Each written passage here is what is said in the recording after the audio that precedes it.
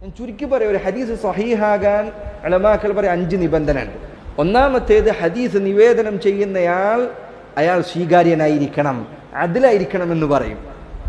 എന്താ അദിലായിരിക്കണം എന്ന് പറഞ്ഞാൽ?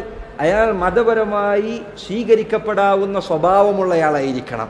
അയാൾ കുഫറുള്ള ആളാവാൻ പാടില്ല, ബിദ്അത്തുള്ള ആളാവാൻ പാടില്ല, അതുപോലെ പരസ്യമായി ഹറാമുകൾ ചെയ്യുന്ന ആളാവാൻ പാടില്ല, തിന്മകളിൽ തുടരുന്ന മനുഷ്യനാകാൻ പാടില്ല.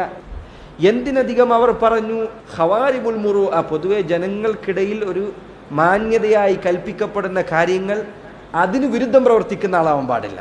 ആലോചിക്കണം, അതിനാണ് ഖവാരിബുൽ മുറൂഅ എന്ന് പറയാം. പൊതുവേ അത് ചിലപ്പോൾ അനുവദിക്കപ്പെട്ടതായിരിക്കും, പക്ഷെ അയാൾ ദീനു പറയുന്ന വ്യക്തി ആയതുകൊണ്ട് അയാളുടെ മാന്യതക്കത് ചേർന്നതല്ല. അതിനാണ് ഖവാരിബുൽ മുറൂഅ, പൊതു ജനങ്ങൾക്കിടയിൽ പൊതുവെ പാലിക്കപ്പെടുന്ന മര്യാദകൾ അത് പാലിക്കുന്നവനായിരിക്കണം. ഇങ്ങനെ അയാൾ ഹദീസ് സ്വീകരിക്കപ്പെടാനുള്ള സ്വഭാവ മര്യാദകൾ പാലിക്കപ്പെട്ടവനെ. കളവ് പറയാൻ പാടില്ല, ഒരിക്കൽ പോലും അടുത്ത് കളവ് കേൾക്കാൻ പാടില്ല. ഹദീസ് സ്വീകരിക്കുന്നതിൽ ഈ പറഞ്ഞ മാനദണ്ഡങ്ങൾ ആദ്യം പരിഗണിക്കും. ആ ഹദീസ് നിവേദനം ചെയ്ത റാവിമാരിൽ ഏതെങ്കിലും ഒരാൾ ദീനിയായി സ്വീകരിക്കപ്പെടാത്തവനാണോ? കഴിഞ്ഞില്ല. രണ്ടാമത്തെ കാര്യം, അയാളുടെ ഓർമ്മ പരിശോധിക്കും.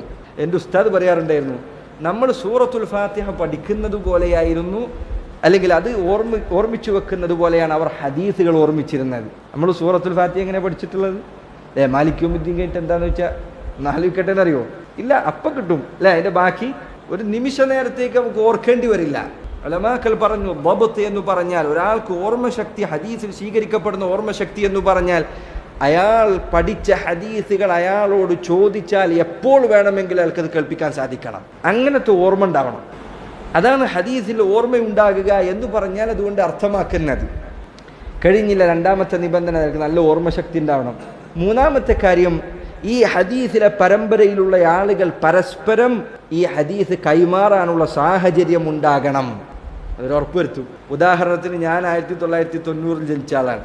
ഞാൻ പറയാണ് 1970 മരിച്ച ഒരാൾ പറയുന്നത് ഞാൻ കേട്ടിട്ടുണ്ടെന്ന് പറഞ്ഞാൽ സ്വീകരിക്കൂല. അതല്ലെങ്കിൽ പഴയ കാലഘട്ടത്തിൽ ഒരാൾ ബഗ്ദാദിലാണ്, വേറൊരാൾ മദീനയിലാണ്, രണ്ടാളും അങ്ങോട്ടും ഇങ്ങോട്ടും യാത്ര ചെയ്തിട്ടില്ല. ഒരാൾ പറയാൻ ഞാൻ ഇന്ന ആൾ പറയുന്നത് കേട്ടിട്ടുണ്ടെന്ന് പറഞ്ഞാൽ അത് സ്വീകരിക്കില്ല. ഇവർ തമ്മിൽ പരസ്പരം ഹദീസുകൾ കൈമാറാനുള്ള സാഹചര്യം ഉണ്ടായിട്ടുണ്ട് എന്ന് സ്ഥിരപ്പെടണം. മൂന്നാമത്തെ നിബന്ധനയാണ്. ഇതൊക്കെ കഴിഞ്ഞാലും പോരാ. നാലാമത്തെ നിബന്ധന ഉലമാക്കൾ പറഞ്ഞു, നാലാമത്തെ നിബന്ധന, ഈ ഹദീസ് ഒരിക്കലും എന്താവാൻ പാടില്ല, സ്ഥിരപ്പെട്ട ആളുകൾ, സ്വീകരിക്കപ്പെടാവുന്ന റാവിമാർ ഉദ്ധരിച്ച ഹദീസിന് വിരുദ്ധമാകാൻ പാടില്ല. എല്ലാവരും പറയാം നബി സല്ലല്ലാഹു അലൈഹി വസല്ലം ഇങ്ങനെ ചെയ്തിട്ടുണ്ട്, ഇയാൾ മാത്രം പറയാം റസൂൽ അങ്ങനെ ചെയ്തിട്ടില്ല എന്നു പറഞ്ഞാൽ ആ ഹദീസ് സ്വീകരിക്കപ്പെടുകയില്ല. അതോടൊപ്പം അഞ്ചാമത്തെ നിബന്ധന കുറച്ച് സൂക്ഷ്മമായ നിബന്ധനയാണ്.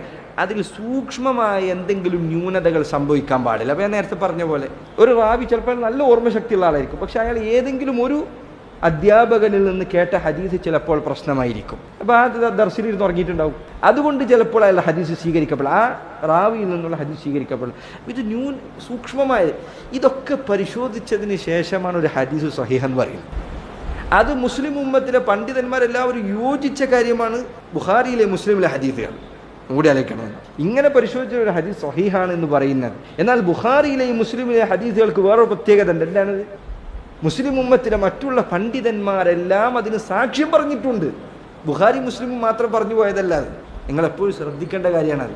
ചില ആളുകൾ പറയും ബുഖാരി എന്താ മനുഷ്യനല്ലേ, മുസ്ലിം എന്താ മനുഷ്യനല്ലേ, അവർക്ക് എന്താ അബദ്ധം പറ്റിക്കൂടെ? മുസ്ലിം ഉമ്മത്തിന് മൊത്തത്തിൽ അബദ്ധം പറ്റില്ല എന്നുള്ളതാണ് നമ്മൾ പറയുന്നത്.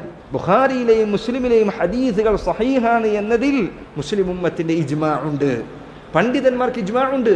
അവർ അംഗീകരിച്ച് യോജിച്ച കാര്യമാണത്. ലക്ഷക്കണക്കിന് ഹദീസുകൾ ഹിഫ്ളുണ്ടായിരുന്ന പണ്ഡിതന്മാരാണ് അവർ, മനഃപ്പാഠമുണ്ടായിരുന്നവരാണ്. ആ ഉലമാക്കൾ എഴുതിയ ഈ ഗ്രന്ഥങ്ങളിലെ ഹദീസുകൾ സഹീഹാണ് എന്നതിൽ ഇജ്മാ ഉണ്ട്. ഞാൻ പറഞ്ഞു വന്നത്, ഇങ്ങനെയാണ് ഒരു ഹദീസ് സഹീഹാണ് എന്ന് ഉലമാക്കൾ വിധിക്കുന്നത്. അല്ലാതെ ഓരോരുത്തരും ഹദീസ് ഇങ്ങനെ നോക്കുക, ഇത് എത്ര പോരാ, ഇത് ലൈഫായിക്കോട്ടെ, ഇത് കുഴപ്പമില്ലല്ലോ, സഹീഹായിക്കോട്ടെ, അങ്ങനെയല്ല. അങ്ങനെ ആണെന്ന് ധരിക്കുന്ന ഒരു വിഭാഗം ആളുകൾ നാട്ടിലുണ്ട്.